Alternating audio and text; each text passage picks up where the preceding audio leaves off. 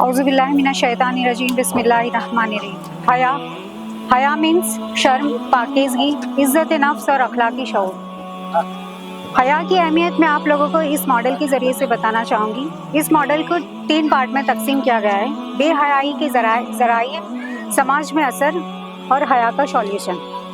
یہ جو ٹوٹی ہوئی اسکرین دکھائی دے رہی ہے، اس کا مطلب یہ ہے کہ تیزی سے پھیلتی ہوئی ڈیجیٹل جال سے گھیری ہوئی ہے۔ یہ میڈیا، سوشل میڈیا، انٹرنیٹ اور جو بے حیائی کے کنٹینٹ جو درساتا ہے، جو حیا پہ سب سے زیادہ اثر کرتا ہے۔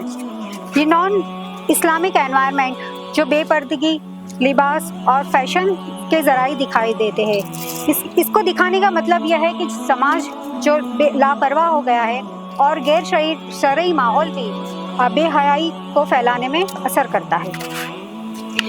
اب یہاں جو کالا دل ٹوٹا ہوا دکھائی دے رہا ہے، اس سے ایمان کا نور، انسان بار بار گناہ کرتے ہیں اور دیکھتے ہیں تو اس کا مطلب اس کا دل، ایمان کا نور کمزور ہو جاتا ہے اور گناہ سے اس کی نفرت ختم ہو جاتی ہے۔ یہ ٹوٹی ہوئی دیوار دکھائی دے رہی ہے۔ جو بے حیائی ہماری سماج میں عام ہو جاتی ہے تو اس کے سماج پہ اثر پڑتا ہے، خاندان میں، میاں بیوی کے رشتے میں اور خاندانی سماج پہ شک اور شبہ پیدا ہو جاتا ہے اور ہمارا خاندانی نظام کمزور ہونے لگتا ہے۔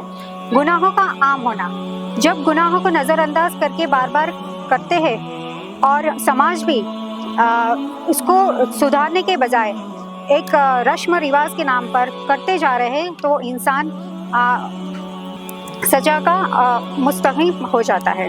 بے حیائی کا سولوشن دکھایا جا رہا ہے کہ حیا ایک حفاظتی ڈھال ہے۔ حیا سے انسان اندر اور باہر دونوں طرف سے گناہ کرنے سے بچ جاتا ہے۔ حیا کی شروعات نظروں سے ہوتی ہے، تو جب ہم نظر کی حفاظت کر لیتے ہیں تو سبھی چیزوں سے بچنے کا ایک پہلا قدم ہے۔